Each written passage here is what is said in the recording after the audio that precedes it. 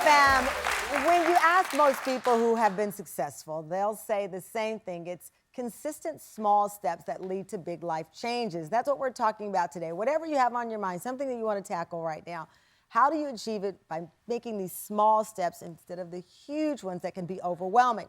Well, my next guest is the pure embodiment of this. At just 20 years old, Aaron Baker had a promising career as a professional motocross champion until a tragic training accident changed his life forever. Here's Aaron's story. When I was just 20 years old, I was a young, ambitious athlete chasing my dream to become a champion aboard a motorcycle. I had sponsors, I had support, and I had the passion to be the best that I could possibly be. Until one day, it all changed. I was doing a test run on my motorcycle, and I had a momentary malfunction. I flew over the handlebars through the air and landed headfirst on the ground. Laying there in the dirt, I had lost all sensation, all movement, all function to my body. I knew right then and there that I was paralyzed. I was rushed to the hospital where a team of neurosurgeons fused my neck. I had fractured my cervical vertebrae. The doctors gave me a 1 in a million chance of ever feeding myself, let alone walking again. We just heard Aaron say that he was given the odds of 1 in a million chance to survive that accident. But listen carefully to this part. He says by focusing on the one in a million in that sentence, he was able to defy massive odds and transform his life. Aaron took small steps over 6 years, efforting millions of tiny movements, building one at a time and adding to the next. And Aaron not only defied the odds, he blew past them, completing 3 LA marathons of 26.2 miles on a bicycle. And that is not all. In 2013, he did something few humans have done. He walked 20 miles across the treacherous Mojave Desert. In his memoir, Rebellious Recovery, Aaron reveals it all, and he's here with the Tam Fam now. Thank you so much for joining us. Thank you. I mean, I don't even know if they heard the numbers because you'd already gotten the applause from this amazing audience. You ended up in 2013, you walked 20 miles across the Mojave Desert. I love this concept of, they tell you you have 1 in a million chance of surviving.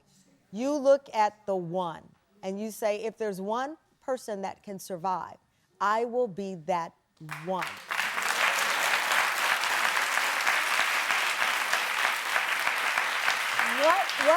What gave you the confidence and the fortitude to say, I'm not going to look at the million, I'm the one?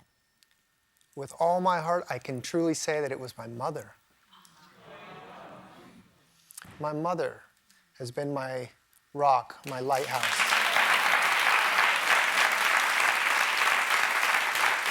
What did she say, or was it a consistent message over your childhood? Was it one moment with her or many? Many moments through my childhood. And that goes back to those small steps, right? Of course. When you're raising a child, it's not that one big lesson, it's the small ones that add up. There's just a fierceness in her character and her personality. She's cut from an old cloth. My grandmother, my great-grandmother, these are powerful women that have shown me examples of how to live and how to be, how to face adversity. Yeah. So I honor them in my life, and it's their strength that have guided me through. I know that there was another woman in your life, your sister. Your sister was a part of inspiring this drive within you as you could have given up when you received that news. Sure, absolutely. My sister actually had a lot of fun with me while I was in the hospital. She came in and she brought some nail polish in.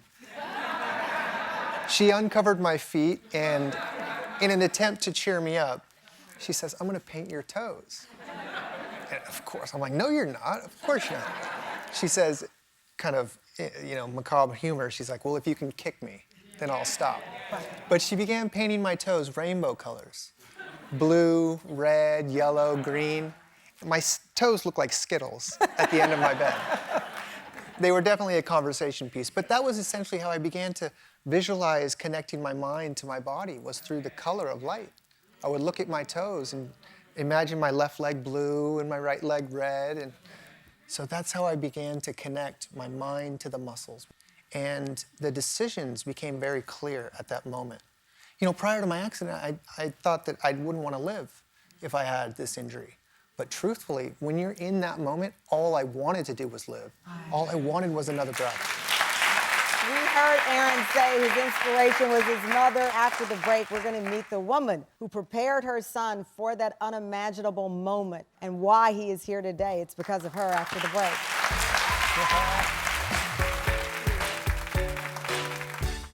When I first met Aaron, I could blow on him and he'd fall backwards. Come on, buddy. When someone says they're relearning how to walk, think in terms of how an infant starts to walk. What do you think I'm doing? The only way out of this place is on my own 2 feet. Every single step I took across that desert was every single flicker of movement that I had built on over a long period of time.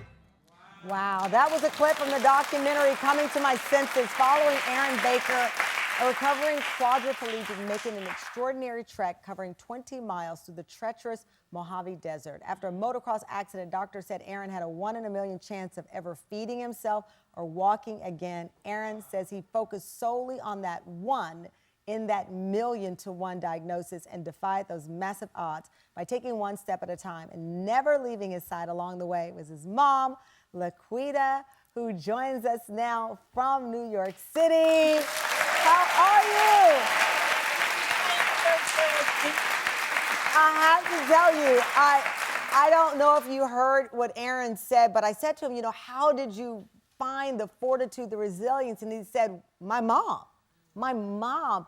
Please tell me as a parent what you did along the way that prepared him for such an unimaginable event.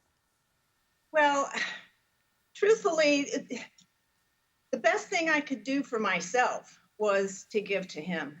It's a really powerful awareness when you realize how much your ability can affect another, particularly your loved one.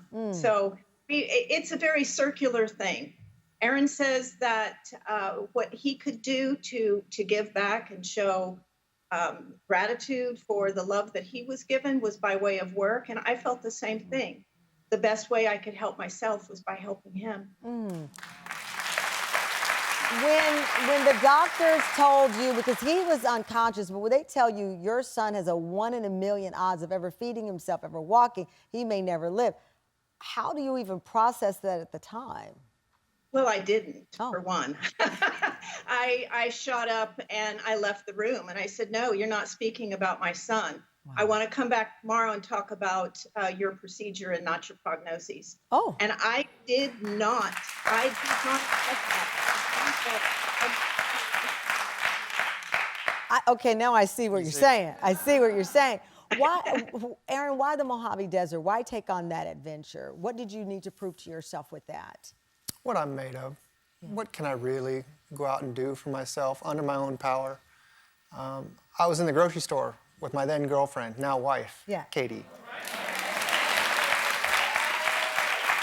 And I was slowly pushing the shopping cart behind her.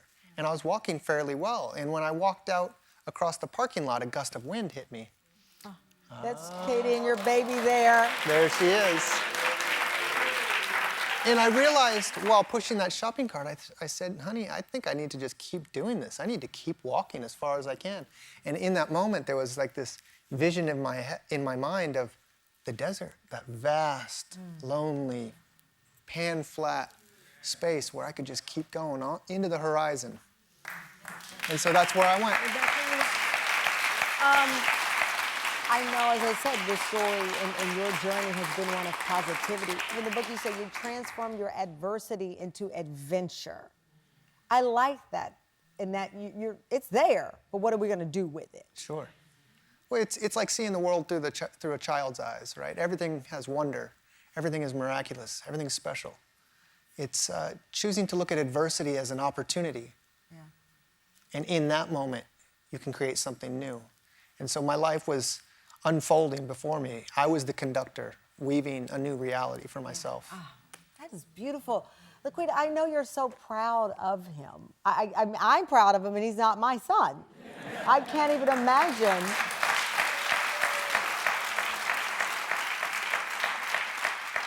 What it feels like for you to hear his clarity and how it's inspiring other people. Yeah, that's hard to describe, but it also is how we both live today, is in that just monumental, enormous gratitude. I am so proud. I'm so thankful that the world has Aaron. Oh, that is so sweet. Well, Aaron and Laquita, you are both so inspiring, and I just appreciate you joining us. Aaron's memoir, The Rebellious Recovery, Transform Your Adversity into Adventure, is available now, and you can head over to TamronHallShow.com. You'll find the link there to where you can purchase this life-changing book and life-saving book. And guess what?